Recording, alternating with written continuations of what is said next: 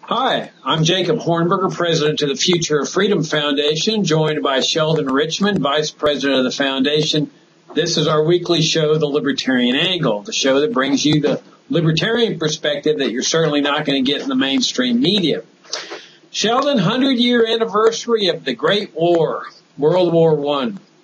And what I always have found interesting about World War I is that you hardly ever hear anything about it. I mean, when I was growing up, it was always World War II, the good war, and so forth. And I almost got the feeling that the statists and the interventionists were embarrassed about World War I, that they just wanted to bury it and not talk about it and just focus everybody's attention on the attack at Pearl Harbor, and this was the good war, and this was the just war, and use World War II as the justification for the whole national security state, the fundamental change in American life, the Cold War, Vietnam, Korea, all the rest of the interventions, and that they just wanted to bury World War I. Part of the reason is because, their ostensible goal, of intervening in that war was to make the world safe for democracy and the war to end all wars. And, of course, that didn't quite turn out as they planned. What do you think? Yeah, I'm sure that was part of it. It's not a very attractive story. That was accompanied by other things, of course. It was fading in memory. The last veterans died off, and I'm not sure when that happened, but that was some time ago. So there wasn't the kind of thing that kept it alive in people's memories. And it was overshadowed, of course, by World War II and the world that ushered in. Armistice Day at one point, I don't know what year this happened, got changed to Veterans Day, November 11th, but that was originally to mark the signing of the armistice, which ended World War I. That actually, given the evil of that war, it seems to me that if you're going to have a holiday, I'd rather have a holiday marking the end of that terrible war rather than a general Veterans Day, which simply celebrates all warriors. And I think there's always a hidden agenda behind any celebration of warriors, namely a celebration of the state and its war-making policies. I think they use the veterans as sort of props. But when you get people to cheer warriors, either dead, wounded, or otherwise surviving, that's really a way of getting people to cheer the government and its activist foreign policy. But I don't know if they want to talk about that war, they're going to have to talk about it now. Of course, the other day we had the anniversary of the assassination of the Crown Prince of the Austro-Hungarian Empire and his wife in Sarajevo, which set in motion the process of that led then to the Great War. America, of course, didn't get into it until a few years later, 1917, rather than 1914. But I hope it's talked about. I hope it's aired. I want to write about it. I think it contains all the evils of political power. And I think we can only benefit by having a full-blown discussion, libertarians, I mean, by having a full-blown discussion of how that war started, how it was prosecuted, and how it ended. Yeah, I couldn't agree with you more. In fact, David Stockman has an absolutely fantastic article on World War I, and he places it in the context of everything that came after that. World War II, the Cold War, Vietnam, Korea, of course, the nuclear bombings of Hiroshima and Nagasaki is an absolutely astounding article. And we'll be linking to it in our FFF Daily today, which, as an aside, is free for the asking, the free subscriptions. We're also posted on our website, and it's on David Stockman's site at Contra Corner, but it's really worth reading. And one of the points he brings up, Sheldon, which I never really had thought about, was that how the Federal Reserve was brought into existence in 1914, around the same time that the war started, and that ends up playing a critical role in the aftermath of the war and the destruction of our monetary system, which was based on a gold coin standard. And but I think the most significant thing about World War one, of course, was that it seems to me American soldiers just died for nothing. And so the real question is, what business did the United States have intervening in this war? But more significantly is that, as Stockman points out, as we have pointed out in all our articles on World War I since our inception, 25 years ago, We've got them in our great book, The Failure of America's Foreign Wars, that World War I sets the basis, sets the table for the conditions that give rise to Hitler and World War II, which in my mind is just a continuation of World War I. And that's what U.S. intervention did. Right. Right, and that's a point that has been made continuously since World War II, at least.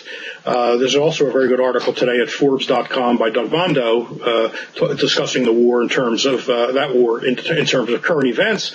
And one thing that surprised me in that piece was that he has a quote from Churchill saying the same thing, that U.S. entry into the war brought all the horrors that came afterwards. I was a little surprised that Churchill acknowledged that, but it's an old point. William Henry Chamberlain, in still a great book called America's Second Crusade, which was written in the 50s, makes the same point. So Stockman is making a point that's made over and over again, that without that war, or if there had just been a negotiated settlement, in other words, even if the war started without the U.S. getting into it, you would not have gotten the Bolshevik Revolution, the fascists in Italy, the Nazis in Germany. You wouldn't have perhaps not gotten the Great Depression because if the war had ended earlier, perhaps Britain's currency system would have been so messed up that it would have looked to the Federal Reserve to help it out. That's an open question. I guess they still could have done that. So a lot of things that had marred the 20th century probably would not have happened, including all the horror in the Middle East, which we talked about, I think, last week. Because the Ottoman Empire wouldn't have been carved up. It might have been, but maybe it was less likely to be carved up by France and England, and leading to all the headaches we have today. So yes, it was the poisonous seed for the rest of the 20th century and now to the 21st century, because we're living with the same problems. They've not gone away. They're just taking some new form. Yeah, and I think we really need to emphasize the critical role that the U.S. intervention did in all this. That it wasn't just the war. I mean, here you've got Europe riddled with war. I mean, they've been fighting with each other for centuries. And we start out with an American foreign policy that says we're not going to entangle ourselves in European wars. We've got, the Atlantic Ocean separating us. We'll let them continue battling. We'll have open borders over here, open immigration, that if people want to flee that way of life, and a lot of people fled Germany to escape conscription and so forth in the 1800s. But that was basically the foreign policy. Stay out of European wars. And then you've got this turn toward empire in 1898 with the Spanish-American War, where we take control of the Philippines, Cuba, and so forth. But then along comes World War I, which was this horrific, war where they're using chemical weapons, where people are dying in mass, and nobody's been able to figure out exactly what it was for, what was its aim, how this whole thing tumbled from an assassination into this cataclysmic event. But as we've pointed out over the years, the likelihood was, given the stalemated conditions, that there was going to be a negotiated settlement of that war, that there was neither side could prevail with a full-blown victory. But then the U.S. comes in. You've got Wilson coming in, that, boy, he's going to finally just set things right in Europe. And here you have this interventionist mindset that's taking control in America, the same time that the progressive movement was taking control with their socialistic ideas. And he's going to set things straight. This is going to be the war to end all wars. The world's going to be made safe for democracy. And it was really that intervention that brings total victory to the Allied side, decimates Germany, has the humiliating provisions at the Treaty of Versailles, the war guilt clause, making Germany confess guilt.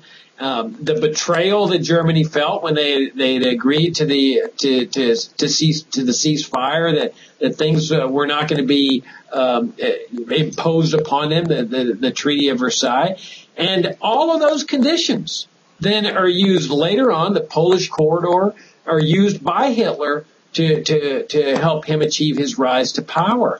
And so I think it's vitally important that we focus on the U.S. intervention into this thing, not only to show the debacle and American men, died for nothing, but that it was the interventionists, the American interventionists, that are directly accountable for what was brought up in the aftermath, and that, of course, was Nazi Germany in World War II. Right, and the war, we have to remember, comes after close to 100 years, about 100 years of relative peace. There were some skirmishes and conflicts. The Crimean War, you had wars in the Balkans, but after the treaty written in Vienna after the Napoleonic Wars, you do have essentially 100 years of peace in Europe, and some blossoming of free trade and liberalization everywhere, including even Russia as the century wore on. So, and in Germany. So you get, you have some very good things. There's a huge amount of optimism before this war hits, or at least, as the 20th century is dawning. On the other hand, there are ideological forces going on that were contrary to this liberal ideology, and protectionism being one of them, and nationalism being another one. Which creates rivalries, which creates desires to control the state for fear that if your sectarian or ethnic opponents get control, they will jam things down your throat. So it's either sort of control or be controlled, and all this leads to violence and other kinds of difficulties. But I think we need to stress that the assassination of the Archduke and his wife in 1914 by a Serbian Gavrilo Princip. There was nothing automatic about a world war from there. That might have turned out to be a little battle between Austria, Hungary, and Serbia. What matters is that human beings were making decisions at every step of the way. They had made secret agreements that one country would back up another country. If it got into a war, there was secret understanding between France and England, which the House of Commons and the cabinet and the people of England didn't even know about. And things of that nature. This was really I think we do know what this war was about. This was a war among imperial rivals. Germany was a rising empire. It had colonies in Africa, and that was seen as a threat by the standing empires, Great Britain, France, Belgium, which had the Congo and the Belgian Congo. So they were all worried about the new guy on the block who was looking to do only what the older empires had been doing. And so this made people nervous. And even if the Archduke had not been assassinated, it seems to me highly possible that a big war in Europe would have broken out anyway, because all the pieces were in place. Yeah, it really does go to show the imperialist mindset. I mean, you see this mindset today with the U.S. government, where they look upon, China as a rival when China's going over and establishing economic relationships in Latin America or elsewhere around the world, or they look at Russia as a potential rival. And this is the way empires think. And so, yeah, your point about this as being a battle between empires, that to me is totally logical. It was certainly not a battle for freedom, individual liberty, the principles of the Declaration of Independence. It was nothing like that.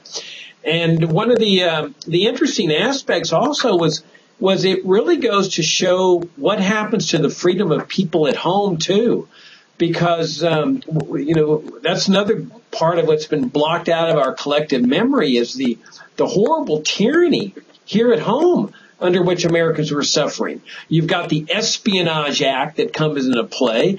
I mean, that's inherent to totalitarian regimes. And the irony is we're still living with that. I mean, that's how they're going after Ed Snowden. They says, he violated the Espionage Act. And you might ask, well, what's the Espionage Act? That's the act they passed in World War I to deal with spies, because, there was the possibility that the Germans were going to send spies into the United States, and now we have to start monitoring society. And so here are really the seeds of the NSA surveillance scheme. You've got them jailing people for questioning the war, for advising against registering for the draft.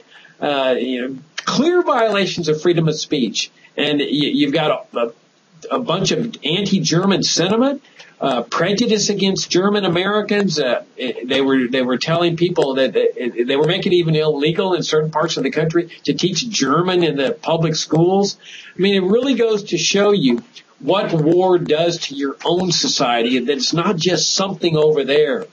It's something over here too. And as Stockman points out, there's also all the war bonds and really the destruction of America's monetary system that takes place during this war too. Right. And like you say, you have to drum up hatred against the other side, and we saw this with Japan, especially in World War II. But you're right about what happened with the Germans, and of course there were a lot of German Americans, and so this was quite an issue. They didn't intern them the way the Japanese Americans were in California under Roosevelt, but on the other hand, as you say, they jailed people for giving speeches. I mean, it does show us that in that department we have come a long way. Eugene Debs got the socialist leader got imprisoned or sentenced to 10 years in prison under Wilson's regime for giving an anti-draft speech. He was freed when Harding was elected president in the after the war. But so people were jailed. There was huge intolerance if you were a pacifist or for against the war. We have Randolph Bourne, of course, who was against U.S. entry into the war, who came out of the progressive movement and was a rare progressive who said this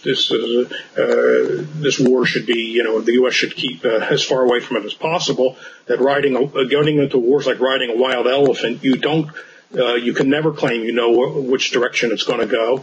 I mean, he was totally right about that. And of course, he coins the great phrase, "The war is the health of the state," which alludes now to what things you've just said.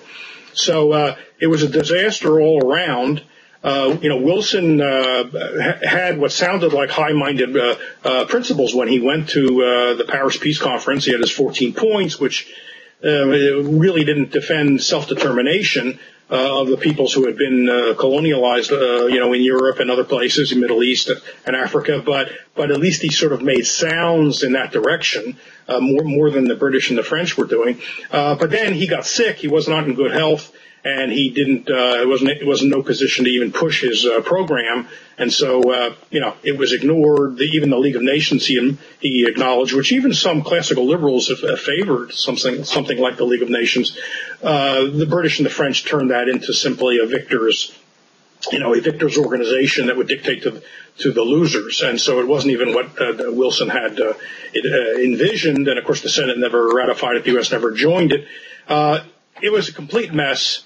Like you say, it set the stage for all this bad stuff, and it seems like given all that, then World War II was inevitable.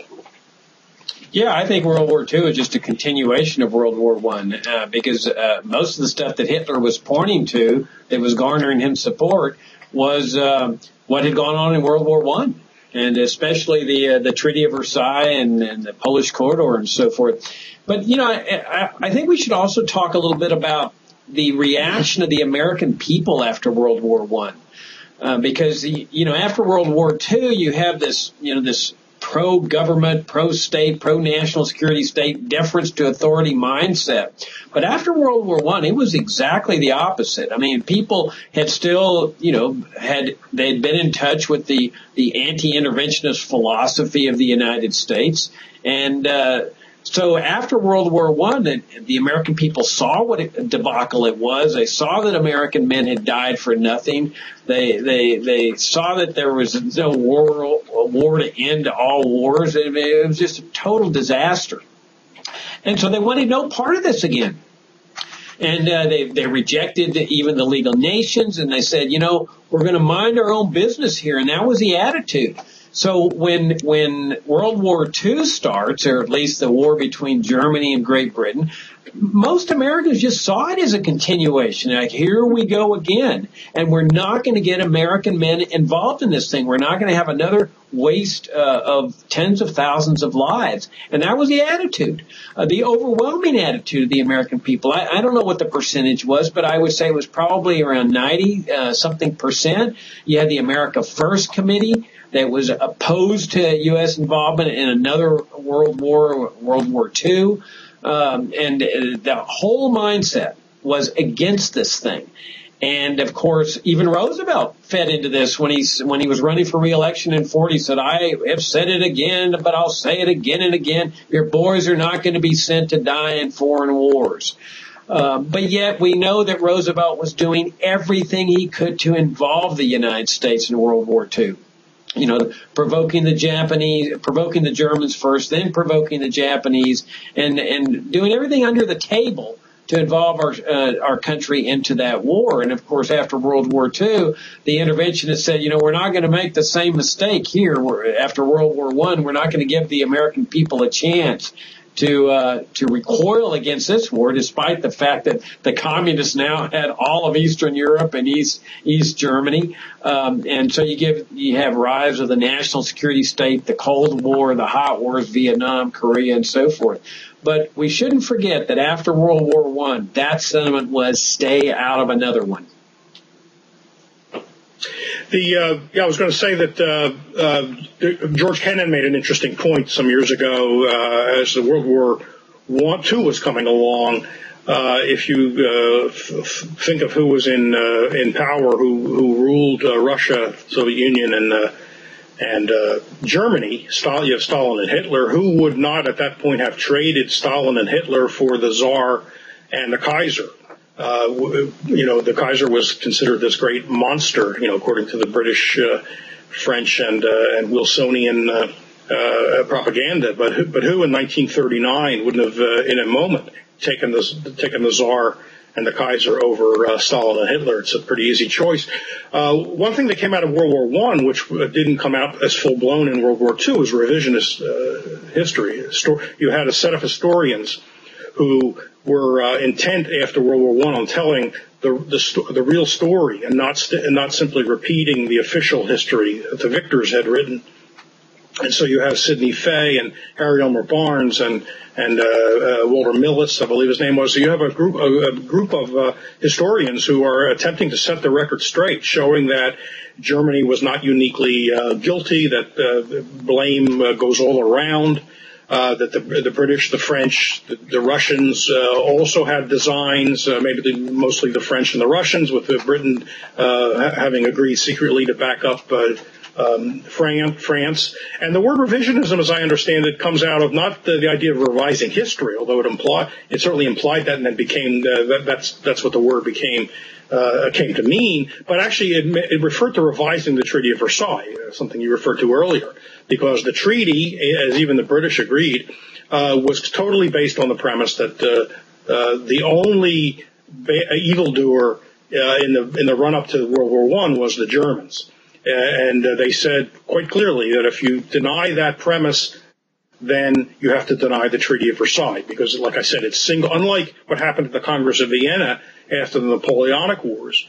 They didn't single out France as uniquely evil and then punish France with reparations and other things.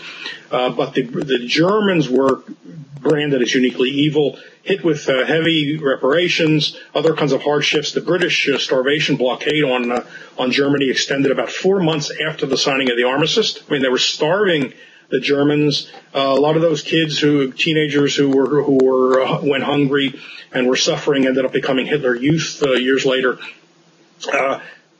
That was an atrocity that, like you said, gave us Hitler and the Nazis.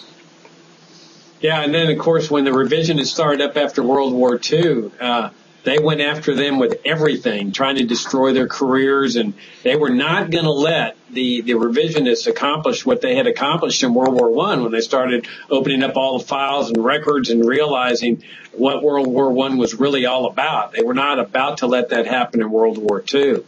Hey, in the few minutes we have left, I'd like to just segue over into an article I read in the New York Times over the weekend about these border checkpoints. And you and I have talked about them, but people are getting angry about them. And what they are, I mean, since we're on the subject of dictatorship anyway, these are internal checkpoints that the Border Patrol establishes inside America, just like they had in the Soviet Union, just like they had in Nazi Germany, just like they have in communist North Korea and Cuba. They have checkpoints inside the country, not at the international bridge or the international crossings. They have those, yeah. If you're crossing from Mexico into the United States, you have to be subject to a documents check, show your passport. These are stations inside America. And the Times article had a report of these people in a community where regardless of how you leave the community, you got to go into one of these checkpoints where they check your papers. And needless to say, the article didn't say this, if you're dark-skinned, you better have your passport with you. I grew up with these things down in Laredo, down on the border where you leave Laredo 40 miles north, and all of a sudden you come over a crest of a hill and you think you're entering the United States. It's this, big checkpoint that you've got to show your papers. And I've had encounters with them run on the highways running east and west in Arizona, where you got to stop and show your papers. And how is this possibly reconciled with the principles of a free society, Sheldon? I mean, we talk in terms of freedom of travel and freedom of movement in this country, and now we've got domestic totalitarian-like checkpoints. The good news about this article is that people in this town are really, really upset about it. And I think that's a good reaction as compared to the deference to authority reaction that we've gotten for so many decades. Well, people long ago were sold, what I think of as the Hobbesian Bill of Goods, which says you have to surrender some freedom to the state in order to be safe. And people grow up believing that, and therefore they tolerate such outrages as you described. Yeah, I think you're right. When you've got the drug war that's being waged down there, we're going to protect you from drugs. We're going to protect you from drugs. And then secure the borders from the terrorists. Oh, we're protecting you from the terrorists. And, of course, the illegal aliens. Oh, my gosh, the illegal aliens are going to flood across the country. And so you're right. People sit there and say, oh, well, yeah, I guess these checkpoints are doing that. But the checkpoints don't accomplish that at all. Because once they set up the checkpoint, the chances that a drug dealer is going to drive with his drugs through that checkpoint are nil. The only person they're going to end up catching is a person that doesn't know about him and happens to have a few joints on him for his personal use. Certainly not going to have major drug deals going through there. The illegal aliens learned to bypass them. When I was growing up in Laredo, they would cross on the ranches, circumvent the checkpoint, and be picked up some miles past the checkpoint. And this idea that they're going to catch a ton of terrorists going through these checkpoints is ridiculous. It really is. It's a power game. They end up getting these things established, and it's like we're in control now. You will have your papers. You will provide them, and it's exactly what goes on in these totalitarian countries. And people naturally have this deference to authority. Oh, keep me safe. I'm willing to trade my freedom for anything. But fortunately, there's some resistance. In fact, there's some great video up there on the internet. People can do checkpoints resistance, and I'm sure it'll come up on YouTube, of where people are saying, I'm not going to give you anything. I'm not going to give you my driver's license. I'm not going to answer your questions. And there's some violent altercations. They beat up a preacher one time, but now, in a lot of instances, Sheldon, they're backing down. They're saying, okay, go ahead, pass through. Citizens are pushing back.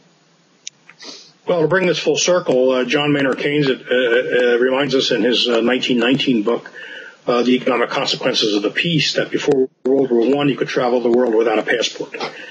So World War I changed the world for the worse. And one of the losses was the ability to travel around without carrying papers. That seems so foreign that most people probably wouldn't even believe it, but in fact it's true.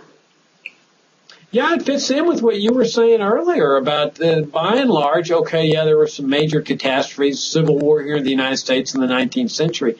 But by and large, this was the century, especially compared to the 20th century and the 21st century, of peace and prosperity and harmony.